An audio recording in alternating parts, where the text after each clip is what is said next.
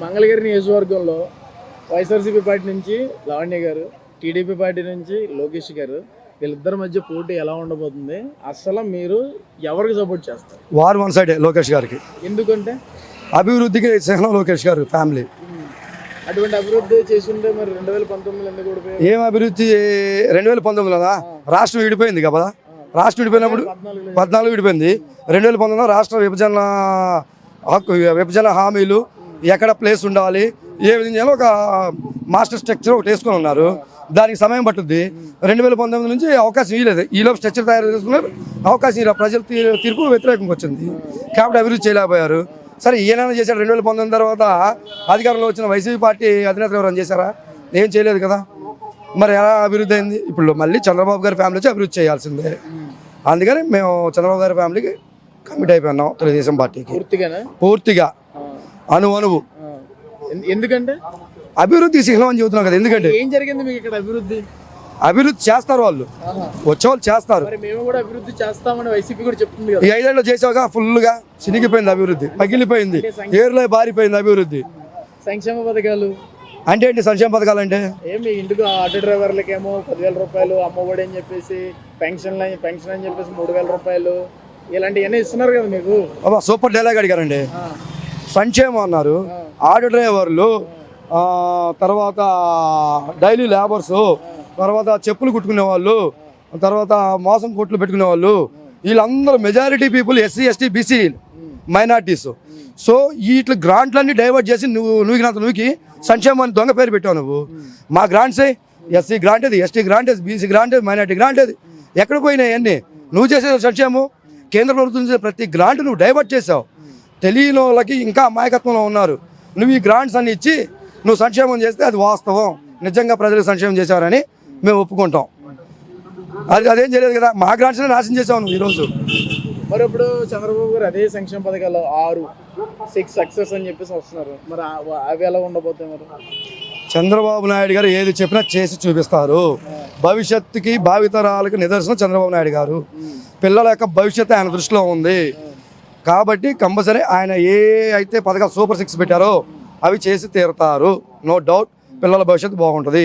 మేము మా భవిష్యత్తు పాడైపోయి మా పిల్లల భవిష్యత్తు పాడు చేయడానికి సిద్ధంగా లేము. పిల్లల భవిష్యత్తు కోసం ఎంతవరకైనా ముందుకెళ్తాము.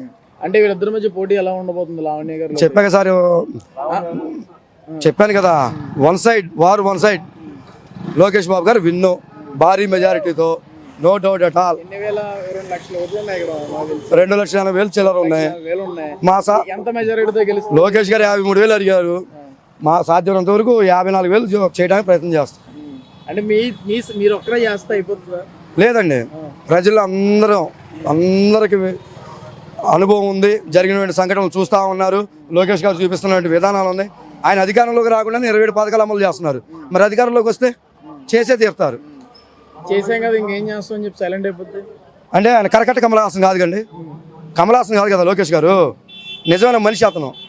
కమలాసన్ అనే దానికి ఆయనకి చాలా తేడా ఉంది. ఆయన చెప్పకుండా చేసే వ్యక్తి లోకేష్ గారు. కమలాసన్ లాంటి వాళ్ళు చేశాక చేయలేదని కూర్చున్నాడు. ఎందుకంటే కమలాసన్ కూడా ఎలక్షన్ ముందు కూరగాయలు పెట్టాడు, కోడిగుడ్డుతో అన్నం పెట్టాడు. ఎలక్షన్ వచ్చింది, అయిపోయిన తర్వాత గెలిచాం కాబట్టి ఊరుకున్నాడు. కానీ లోకేష్ గారు కమలాసన్ కాదుగా.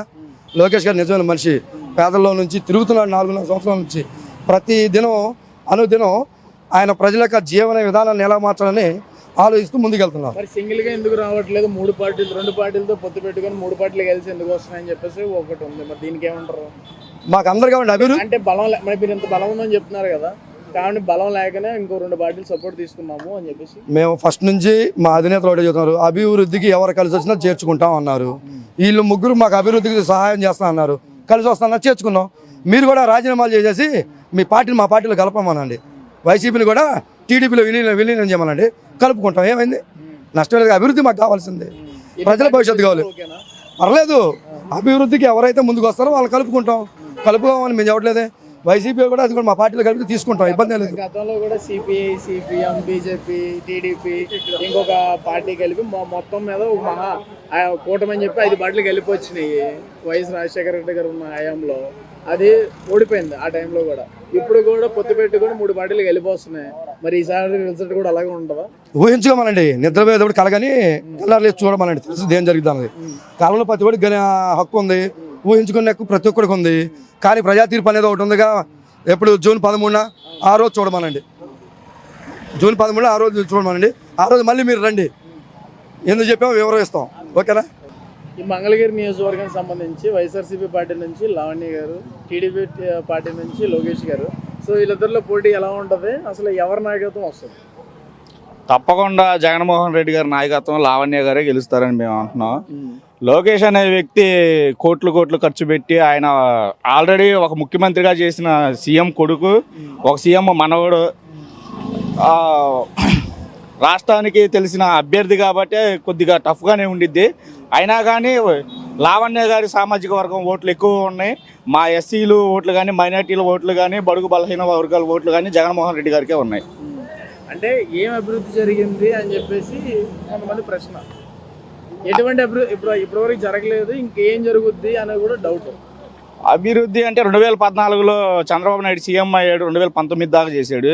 అంతా గ్రాఫిక్స్ తప్ప ఏం అభివృద్ధి చేశాడు? రోడ్లు అని చెప్పి 4 పంటలు పండే పొలాలను తీసుకెళ్లి బీడు భూములు చేశాడు. ఈ కరోనా జగన్మోహన్ రెడ్డి సీఎం అయిన కాడ నుంచి కరోనా అనే ఒక మహమ్మారి వచ్చింది. 3 సంవత్సరాలు అది ప్రపంచం అంతా వ్యాపించి ఉంది. అది ఒక ఆంధ్రప్రదేశ్కే కాదు, అది ప్రపంచం మొత్తం తెలుసు. అలాంటి లోటు బడ్జెట్ ఉన్న రాష్ట్రంలో కరోనా టైంలో కూడా రాష్ట్రంలో అన్ని పథకాలు ఇస్తూ ఆయన సంక్షేమ పథకాలను ముందుకు తీసుకెళ్ళాడు. లోటు బడ్జెట్ ఉన్న రాష్ట్రంలో అభివృద్ధి అంటే టైం పట్టిద్ది. రాజధాని ఒక గ్రాఫిక్స్ లాగా నైట్ కట్టి చూపించేది కదా, కొద్దిగా టైం పట్టిద్ది. అంటే ఇప్పుడు ఉన్నటువంటి సంక్షేమ పథకాలు తప్ప గ్రాడ్యుయేట్స్కి ఎంప్లాయ్మెంట్ లేదు, కంపెనీలు, ఇండస్ట్రీస్ లేవు. ఇప్పుడు ఒకవేళ ఈ కాన్స్టిట్యూన్సీలో లావణ్య గారు వచ్చినా ఈ యొక్క మీ కాన్స్టిట్యూన్సీకి ఎటువంటి డెవలప్మెంట్ చేస్తారు? మా కాన్స్టిట్యూన్సీలో లావణ్య గారు క్లియర్గా ఉన్నారు. ఫస్ట్ టైం ఎమ్మెల్యే అభ్యర్థిగా పోటీ చేస్తున్నారు. వాళ్ళ ఫ్యామిలీ బ్యాక్గ్రౌండ్ చూసుకుంటే మురుగుడు హనుమంతరావు గారు కానీ, కాండ్రు కమలా గారు కానీ వాళ్ళు అసెంబ్లీ ఎమ్మెల్యేగా చేసి ఉన్నారు. కాబట్టి వాళ్ళ సపోర్టుతో వాళ్ళ సూచనల మేరకు ముందుకెళ్ళిద్ది అనుకున్నాం. ఇండస్ట్రీలో అంటే చంద్రబాబు నాయుడు 14 ఏళ్ళు చేస్తున్నాడు, ఆయన సీనియర్ కాబట్టి కొద్దిగా కంపెనీలు తీసుకురాగలరు. జగన్మోహన్ రెడ్డి సెకండ్ టైం కాబట్టి కరోనా వల్ల కొన్ని కంపెనీలు తీసుకొని రాలేకపోయినాయి. ఈసారి మాత్రం ఖచ్చితంగా కంపెనీలు తీసుకొస్తారు. ఆల్రెడీ అభివృద్ధి చెందిన విశాఖపట్నంలో మంచి కంపెనీలే ఉన్నాయి. అంటే వచ్చినటువంటి అమర్రాజా బ్యాటరీ కంపెనీ ఏదైతే ఉందో అది హైదరాబాద్కి వెళ్ళిపోయిందో, అది ఎక్కడ ఉంటే బాగుండదు, దానికి ఒప్పుకోలేదు జగన్మోహన్ రెడ్డి అంటే. అమర్రాజా బ్యాటరీస్ కంపెనీ కానీ మిగతా ఇవన్నీ చూసుకున్నా గల్లా జయదేవికి సంబంధించినవి ఇవన్నీ.